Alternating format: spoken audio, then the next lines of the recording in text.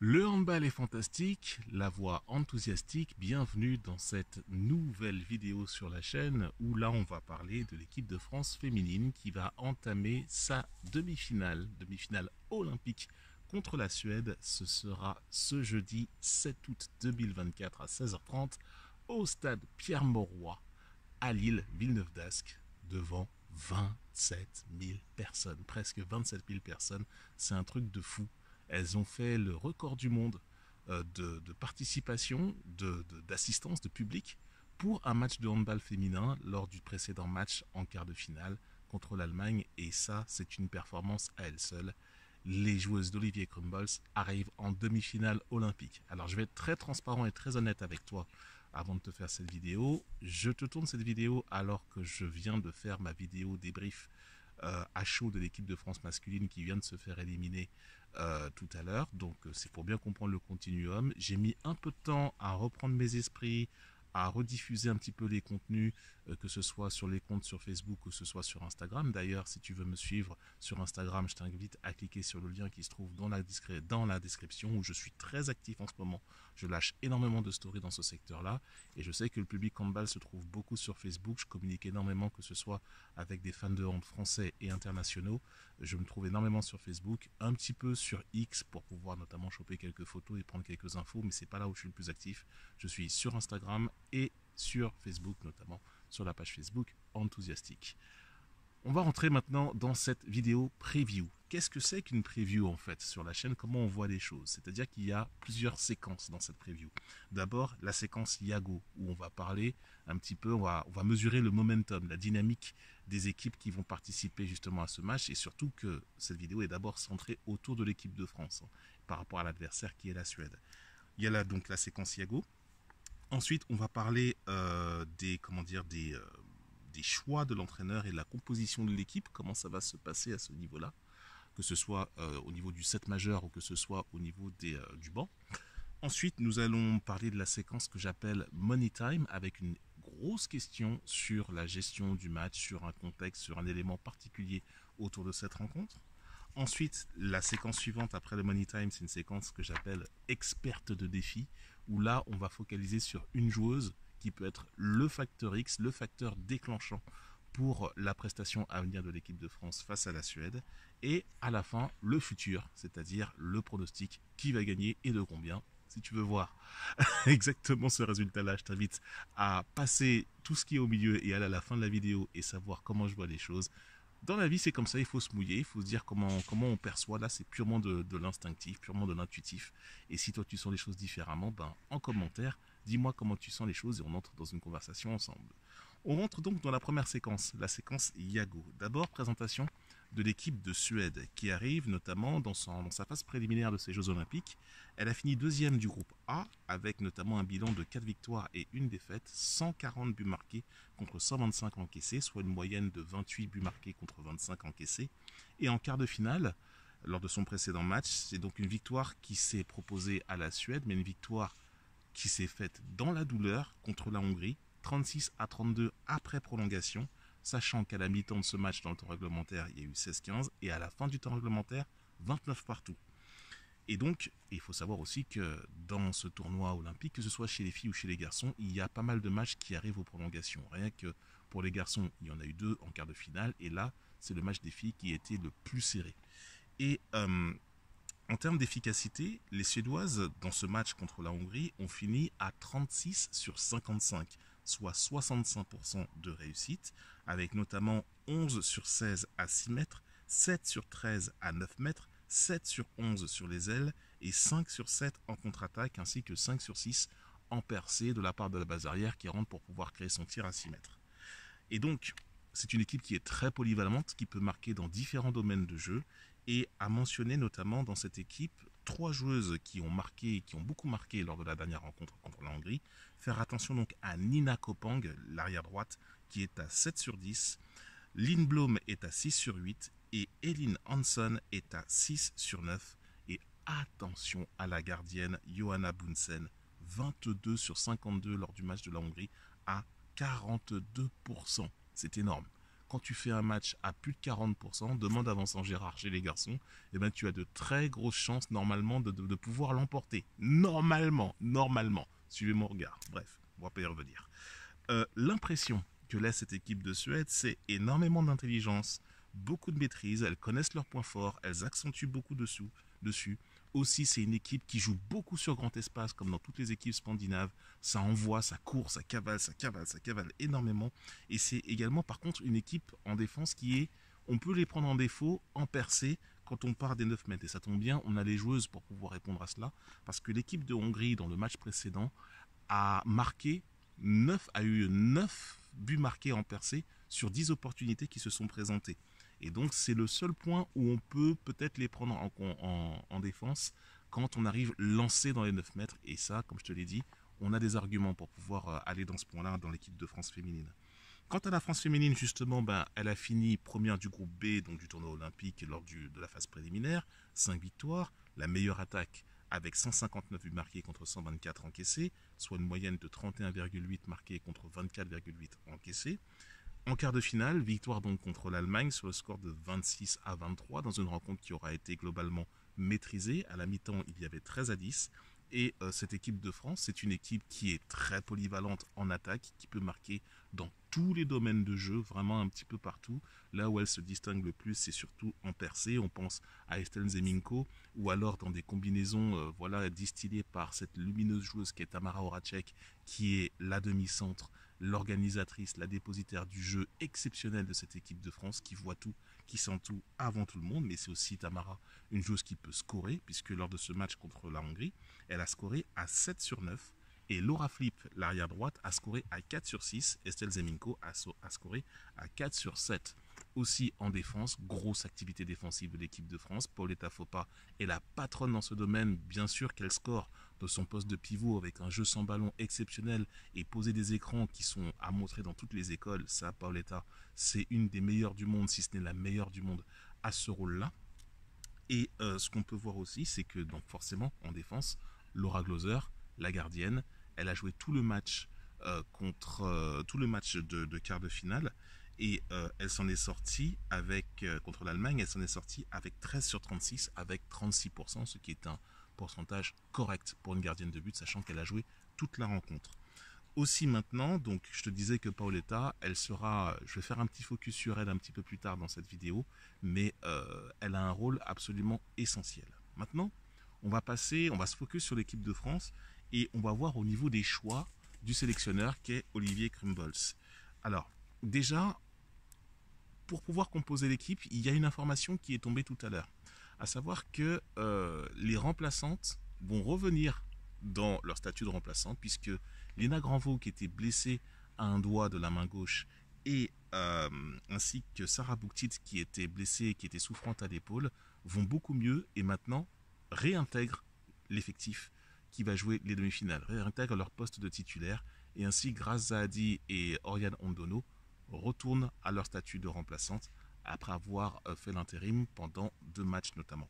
Et donc, ce qui se passe à ce niveau-là, donc du coup, on revient à Léna Granvaux qui occupe en attaque le poste d'arrière droite droitière. À savoir qu'en équipe de France, on n'a qu'une seule gauchère, Laura Flip, sur la base arrière, c'est la seule. Et sinon, c'est Léna Granvaux qui fait son backup lorsque Olivier Crumbles fait ses rotations. Et donc, ça veut dire que Léna Granvaux va pouvoir revenir à ce poste. Les systèmes qui ont été travaillés pendant la préparation et qui ont bien fonctionné également pendant la phase de groupe vont pouvoir à nouveau être exécutés. Donc on repart sur notre base solide et non plus sur des bases de compensation qui ont pu être faites, même si en compensation, Grace Zahadi a été absolument parfaite. Mais évidemment, on le voit nettement que dans la hiérarchie et dans la dynamique de jeu, elle a été dépassée par Tamara Horacek qui a complètement pris la place au poste de demi-centre, et que Méline Locandi, qui elle a beaucoup plus un rôle de dynamiteuse, et ben pour le coup, elle reste, voilà, c'est un profil qu'il faut absolument garder. En plus de ça, le sélectionneur aime ce genre de profil qui part de la base arrière et qui peut percer. Ça, c'est le style de jeu d'Olivier Crumbles. Il n'a pas trop dans son effectif de joueuses qui sont capables d'armer de loin. Orlan Canor peut le faire, et encore, ça dépend, elle n'est pas toujours en réussite. Et là, c'est pas là où l'équipe de France est la plus forte. Et l'enjeu pour l'équipe de Suède, ce sera d'essayer de créer justement des opportunités de tir de loin, parce qu'en fait, la France ne sait pas faire ça. Si la Suède arrive par leur solution tactique à créer cette solution-là, alors elles pourront se donner une chance. Toutefois, l'équipe de France a le lead dans ce domaine de jeu et donc le choix de l'entraîneur va consister à, surtout comme je te l'ai dit tout à l'heure, ça va se jouer au niveau des percées. Plus il y aura de percées, et donc forcément au départ, tu as le 7 majeur, Ensel Zeminko, elle adore jouer comme ça. Laura Flip aussi rentre bien, elle joue comme ça. Et également Denisante Tamara Horacek, forcément, elle va se créer des opportunités et des situations de ce style-là. En rentrant dans la tête des Suédoises, c'est comme ça qu'on va pouvoir scorer. Donc c'est un jeu qui peut être dangereux. Les Suédoises, ça va physiquement, ça tient bon. Enfin, donc c'est pas elles qui vont te donner des coups, hein, c'est pas comme ça que ça va se passer. Mais en tout cas, on peut se donner des opportunités de cette manière-là. Maintenant qu'on a posé cette question, j'aimerais savoir une chose. Dans le Money Time, en fait, je pose une question plutôt d'ordre tactique. Comment défendre sur le jeu à 7 suédois qui interviendra forcément à un moment donné, le jeu à 7 suédois? Alors, j'ai remarqué une chose dans ce tournoi olympique, que ce soit chez les filles ou comme chez les garçons au niveau des équipes de France, on ne pratique pas le jeu à 7 en attaque. Ce n'est pas, c'est pas culturel chez nous. Alors, ça fait pas très longtemps que cette possibilité de jeu d'attaque, de possession offensive existe. Toutefois, les équipes du nord de l'Europe et aussi un peu l'équipe d'Espagne que j'ai vu notamment chez les garçons le jouent très très bien. Et donc, en quoi ça consiste le jeu à 7 pour l'équipe de Suède? Alors, l'équipe du jeu à 7, l'équipe de Suède qui joue au jeu à 7, eh ben, ça part beaucoup d'une entrée au pivot de la part de l'arrière droite, à savoir Nina Kopang qui rentre en arrière droit après un croisé et qui va s'intercaler entre les postes 2 et 3 donc pour devenir un deuxième pivot une fois que la situation s'est accélérée. Comme l'équipe de Suède, c'est une équipe qui, on va dire, qui est très mobile, qui est très véloce, elle peut procéder comme ça. Tandis que l'équipe d'Espagne masculine, par exemple, ou des équipes qui sont beaucoup plus lourdes, elles auront tendance à mettre directement le deuxième pivot dès le départ, dès que l'arbitre a sifflé la reprise. Alors, qu'est-ce qui se passe à ce niveau-là? Alors qu'il y a un chien qui est en train de beuler derrière moi, tout va bien. Qu'est-ce qui se passe à ce niveau-là? Eh bien, l'équipe de Suède, forcément, départ ses enclenchements et veut créer la zizanie, mais seulement, j'ai remarqué une chose, c'est que ça se concentrait beaucoup dans le secteur central. Et donc, du coup, en défense, les joueuses en poste 1 à l'extérieur, les ailières, tout intérêt pour elles est de recentrer au maximum, le plus proche possible de leur poste 2, de manière à créer cette confusion en défense et ainsi se donner des opportunités d'aller gratter les ballons et pouvoir les contrer et ainsi marquer en cage vide, puisqu'elles seront à 7. Donc voilà, donc il n'y a pas de gardienne. Donc forcément, là il y a une possibilité comme ça de pouvoir répondre à ces choses-là. Je ne sais pas si l'équipe de France a vu ça ou ils seront en capacité de répondre à cette problématique, à savoir qu'à un moment donné, tôt ou tard, le jeu à 7 suédois va venir. Je pense qu'il viendra si, notamment, à partir du moment où les Suédoises vont se sentir en difficulté. Et elles vont être en difficulté à un moment donné parce que justement l'équipe de France va leur poser beaucoup de problèmes tactiques et ce sera une solution. Et je pense que quand on va arriver à là, là, on pourra mettre, et si on exécute bien la défense bien entendu, on pourra mettre le couvercle et on pourra nous voir. Je pense qu'on aura de très bonnes chances de se voir en finale olympique pour samedi pour les filles. Donc ça c'est la grosse question que j'ai voulu poser et donc forcément lorsque tu joues comme ça, et que tu as la possibilité donc de pouvoir contrer, soit tu peux, Chloé Valentini peut anticiper, et donc là comme c'est son jeu, on peut jouer sur le fait qu'elles sont en canne, et ainsi elle peut marquer dans la cage vide si les passes sont bien exécutées, ou alors de l'autre côté pour Alicia Toublanc ou Lucie Granier, si tout dépend de laquelle des deux qui font la rotation sur le poste d'ailière droite, qui est présente à ce moment-là. Mais en tout cas, une chose est sûre, c'est que là, il y a un moment très intéressant qu'il faudra observer à ce moment très précis de la rencontre parce que ça va venir. Je te l'annonce déjà, je te le dis, à 14 minutes et quelques dans la vidéo, que forcément, à un moment donné, les Suédoises vont jouer à 7 lorsqu'elles vont se retrouver en difficulté ou alors peut-être un moment où on ne l'attendra pas. Et là, il faudra répondre à ce moment-là, tu verras comment ça se passe au milieu. Voilà pour la question du Money Time. Maintenant, l'experte de défi. L'experte de défi, je te rappelle que c'est le frame entre les experts et les femmes de défi. Ceux qui suivaient le handball dans les années 2000-2010, vous savez très bien de quoi je parle. C'est comme ça qu'on appelait, pour des raisons marketing, les équipes de France masculines et féminines. Donc, l'experte de défi, donc la personne que j'ai choisi de mettre un petit peu en tant que X-Factor dans cette rencontre, c'est Paoletta Fopa. Paoletta Fopa, que j'ai pas encore mentionné dans les vidéos de preview depuis que les Jeux Olympiques ont démarré, Paoletta Fopa, en fait, aura un gros rôle donc en défense, comme d'habitude. Elle va avoir un énorme rôle aussi, surtout en attaque, pour créer des brèches et favoriser les percées. Les percées dont je t'ai parlé, les breakthroughs, comme on dit dans les statistiques en anglais, pour pouvoir nous donner le maximum de chances, que ce soit du côté de Laura Flip, de Tamara Horacek, ou alors de Estelle Zeminko, ou alors d'Orlan Canor, ou si c'est pas elle, ou alors Léna Granvaux aussi, qui aime beaucoup jouer comme ça en 1 contre 1, même si là, elle sera du côté droit, c'est un peu difficile pour elle, à moins qu'on organise un croisé pour qu'elle se retrouve dans les bonnes conditions, pour qu'elle soit sur son bon bras. Et bien là, ce sont des joueuses pour lesquelles ce genre de situation, si Paoletta Fopa arrive à faire les bons blocs au bon endroit, comme il faut, comme elle sait le faire, on va en mettre des valises de buts comme ça. Et le rôle de Paoletta Fopa dans ce système de jeu sera prépondérant à mon avis. Je te le mets là tout de suite en vidéo. On verra comment ça va se passer pendant le match, mais si effectivement je remarque que cette chose-là s'est vérifiée, là encore, on pourra dire que j'ai vu le truc juste. Mais ça se trouve, ça peut se passer complètement différemment. Ça se trouve, je peux être complètement armoire. Le match, il peut partir dans une folie complètement différente à la chose à laquelle on n'attendait pas. Là, je te dis juste, quand on regarde le profil des deux équipes, c'est la chose à laquelle on pourrait s'attendre. Et Paoletta Fopa, Paoletta Fopa pourrait marquer quelques buts, mais elle aura un jeu sans ballon qui sera absolument déterminant pour justement mettre les Suédoises dans l'émotionnel et ainsi mettre le couvercle à un moment clé de la rencontre pour qu'on puisse remporter ce match. En tout cas, il y a toute la place pour qu'on puisse remporter cette rencontre. Et justement, c'est le moment de passer justement au futur. Déjà, il est important qu'on garde un niveau d'efficacité élevé. Alors oui, on marque beaucoup dans ce tournoi olympique, mais on pourrait marquer encore plus. Notre efficacité n'est pas forcément au top de ce qu'elle pourrait être. Notamment, on l'a vu lors du match précédent contre l'Allemagne, et c'est ça qui nous a fait un petit peu galérer, qui a fait qu'on on s'est pas mis en sécurité plus tôt dans cette rencontre. Quelquefois, dans la phase préliminaire, on a vu effectivement qu'on avait des difficultés à scorer de manière abondante et accroître ainsi notre avance. Ce sera aussi cette clé du match, cette capacité à scorer, et sachant qu'en face, il y a une gardienne qui sort énormément de ballons, qui arrête quasiment tout. Bunsen, il va falloir la prendre en défaut. Il ne faudra surtout pas qu'elle rentre dans notre tête, parce que si effectivement on arrive à faire des percées, mais qu'elle nous fait des stops, et qu'elle arrive à complémenter avec sa défense, là on va avoir des problèmes. On va avoir des problèmes, et là ça risque d'être un match un petit peu galère.